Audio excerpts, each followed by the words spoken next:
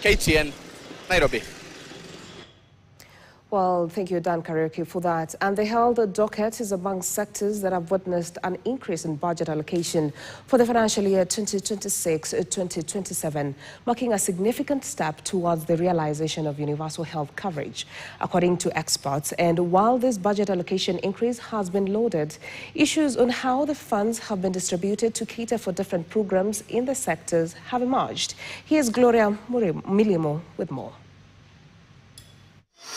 In what is viewed as a step towards suturing the fragile state of healthcare financing in Kenya, the country's health budget has witnessed a significant increase in allocation, raising the sector's budget to 175.6 billion shillings from the previous 138.1 billion shillings.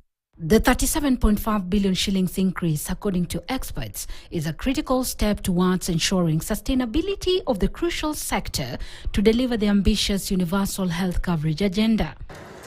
At least 4 billion shillings from this amount, according to Treasury CS John Mbadi, will facilitate the settling of the outstanding NHIF debt owed to health facilities. Going forward, we will settle the balance of the bills that are owed under the defunct National Hospital Insurance Fund and which span over the years.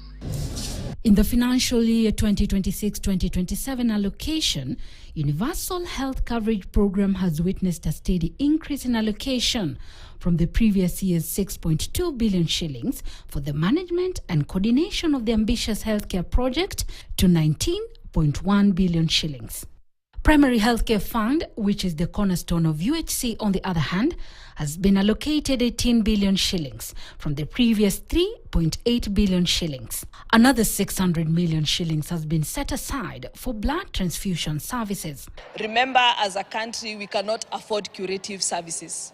But the more government is focusing toward preventive and promotive services, it's good because it will ensure that we have less people entering into a disease state. Similarly, non-communicable diseases has been allocated 1.5 billion shillings from a previous allocation of 762 million shillings in the last financial year. Referral hospitals are also some of the biggest beneficiaries of the budget allocation under health. Approximately 1/4 of the budget has been designated to support national referral hospital institutions such as the Kenyatta National Hospital. Remember, these facilities actually offer a lot of specialized treatments. Those are the cancer treatment, diagnostic tests and all that. And we have been seeing a rise in the cases of cancer cases within the country. So that's a good gearing towards, though it's not still adequate. Programs supported by Global Fund have also witnessed an increase in funding. The programs that include HIV, malaria and TB response have been allocated 18.5 billion shillings in this financial year, indicating a 1.2 billion shillings increase from previous financial year.